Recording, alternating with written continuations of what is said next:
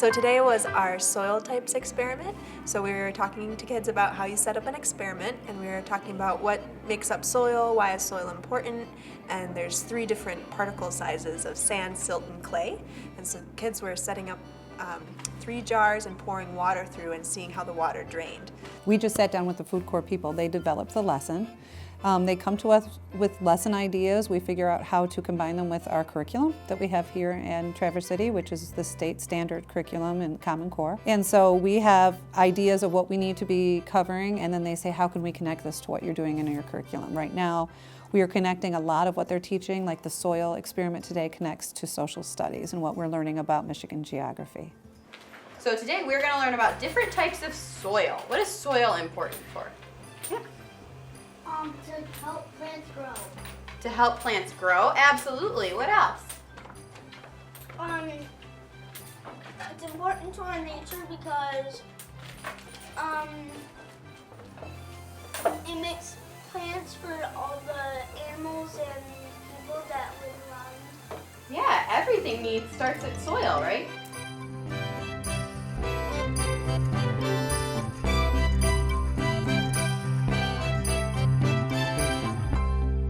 Today they were learning about different types of soils and what makes up different types of soils, and it seems like it's just the beginning of what they're teaching. They're going to be connecting it probably to what can grow in the different types of soils and what's a good soil to have in different regions. Michigan has a lot of really rich soils, and so it's really great when we're learning, geography of Michigan and which areas grow important things to our state. So for 3rd grade, they talk about some geology, so a lot of the kids will mention things like sand breaks down from rocks. So we'll talk about that as well, and that's kind of the follow-up lesson to it as well. We talk about Michigan soils, and we have been talking about what grows in Michigan and what makes Michigan such an agriculturally diverse state. And so they begin to have an understanding on that and what grows in the garden as well based on soil types, and that's relative to the amount of, or the ratios of those 3 particle sizes, and so that's where we connect it as well. So soil is really, really important, and today we're going to do an experiment to learn about different types of soil. There are 3 types of soil. Anybody name a type that you think might be a type of soil? A type of something that you see on the ground? Maybe by a beach. What type of particles do you see by the beach? Yeah. Sand? Sand, exactly. So we have sand. That's a particle that can make up soil. Who's got another one? Something that maybe by a riverbed you might see this. Yeah. By the beach, there's itsy bitsy rocks that is sand, and by the river, there is mud. Mud. And what could you use that's like mud, but you might use it in like a pottery class? What do you think? Is it clay? The word I was looking for pottery is clay, right? And there's one more that makes up our soil, and it's really hard, so I'm going to give it to you guys. It's called silt. And all of these are a part of soil. Remember, that's our science word. Instead of dirt, we're going to say soil today.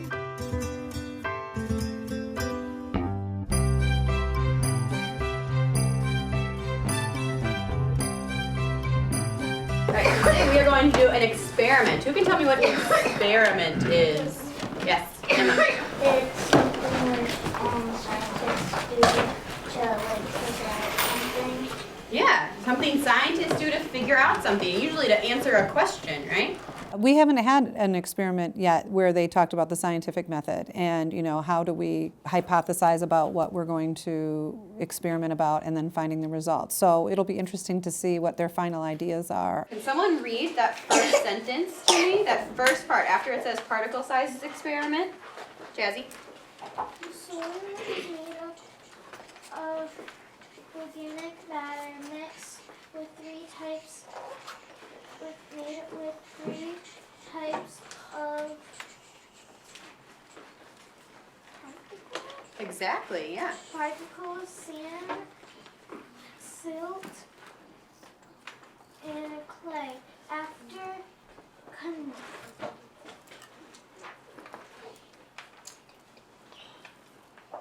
Sound it out, you got it.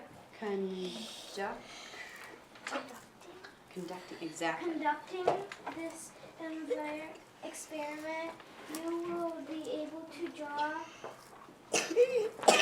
I know there were a lot of good words in here. You can sound that one out too. Conclusions. conclusions about each sample based on your observing. Yeah, based on your observations. What's an observation? Who can give me an example of an observation? Yeah, Emma. Like, if you're like looking at something really close and paying attention to it. Yeah, like a scientist, right? You have to be really careful with what you're observing. And when you're doing an experiment, can you just do it however you want to do it? No, you have to do it in an order. It's in like water measured, water pour, and all of that. You have to do it in the order it's telling you. Mm-hmm, exactly. And what happens if you do something out of order? Does your experiment still work? Can you still trust your results that you get at the end of your Yeah. experiment? If you don't follow the directions? Then you can't do it. No, right? Yeah. It's like you have to follow the steps. Exactly. You have to follow the steps. So we try to sort of reinforce the idea of the scientific method every time we do an experiment in class. And we have them use words like observation, hypothesis, go through steps and read through directions and talk about what it means to be doing an experiment versus just having fun at home playing with clay or, if you'd play with silt or sand at home. And trying to get them to engage with it at sort of that scientific level rather than just a fun hands-on activity. It's hands-on, but it's also scientific, and so there's a process to it, and they have to understand the method, and using tools like a timer or a stopwatch, measuring exact amounts, that sort of thing, also kind of bring in those other elements. And then the scientific method is something that they're continuously practicing throughout elementary school so that they really they're able to reinforce that, and by the time they go to middle school, they're able to name all the steps of the scientific process.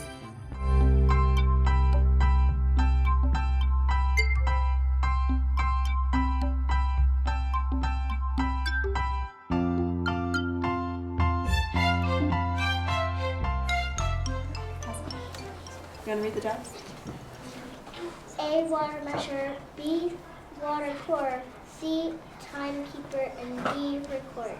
Okay, so everyone here, there's going to be 4 jobs. And so you're going to decide who at your table is going to have each job to do. So now we're going to read what those different jobs do. You're going to read number 2? Can we write it? To water measure, fill 1 tablespoon of water. Mm-hmm.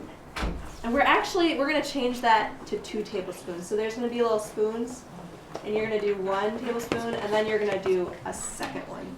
Number 3. You want to read number 3? Mm-hmm. Water pour.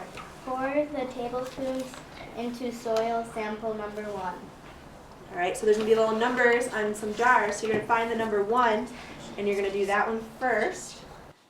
How about step number 4? Jazzy. Timekeeper.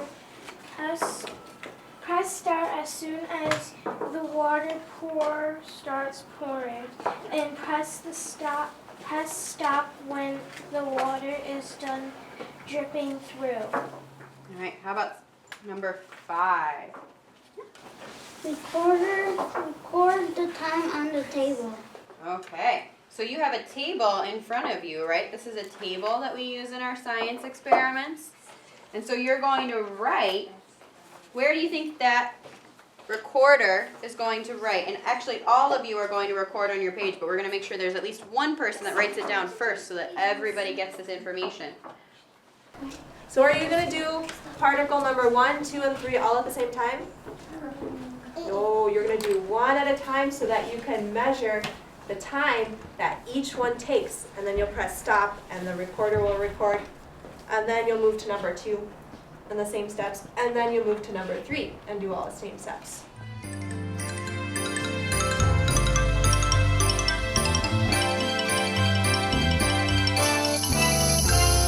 So let's go over some of your results before we flip over the page, okay? All right, who can tell me which particle sample with your numbers took the longest to drain? Yeah, Yep. with the numbers. Number 3. Raise your hand if your group got the same results. Number 3 took the longest to drain. Okay, interesting. How about the shortest? Which one was the fastest with draining? River. Number 1. Raise your hand if you got the same result as River, if number 1 was the fastest one to drain. Alright, so that group back there. Did anybody else get the number 1 was the fastest? Yep, you guys got number 1 was the fastest.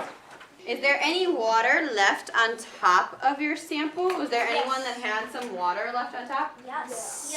Which ones had water left on top? Over here. All of them? What else? Who had either all of them or a different response? Yep. 3 and 2 had some water left on top over there. All of them over there. All right, so everybody got a little bit of different responses, and that's okay. So the kids are often really surprised to see that water doesn't go through clay. And that's really important because if you have in your garden, if there's lots of clay, then you will see that it kind of forms pools and it doesn't get through to your plants as well. So they'll be able to really bring that knowledge into gardening, and they'll have something to reference and say, oh, that's why you don't want to have too heavy of clay in your garden soil, because I saw that the water just sits there and it's not going to get down to the roots. I think it's also interesting for the kids to look at the particle sizes and to get a sense of what's big and what's small, and that actually the larger particles allow the most water to come through, because it's a little counterintuitive. And it's really interesting for them to actually see it, so that when they learn that sand has the largest particles, it makes more sense when they've actually seen it come through something right in front of them, rather than just hearing that as an abstract concept. So who can read that first sentence for me now that we answered our questions? Yes, Jeff. Sand's large particles help it drain water quickly. The water passes easily through the large pocket created by the space around a large particles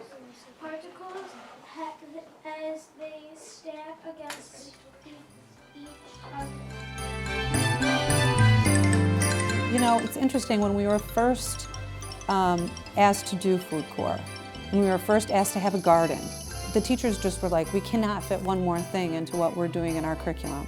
But I've seen so many benefits from, like I said, the kids willing to try new foods and enjoying snacks that are healthy for them, and having a better understanding of how we are connected to our area and we are connected to how food is created has been really exciting. So, so we make time for it, and it's worth it.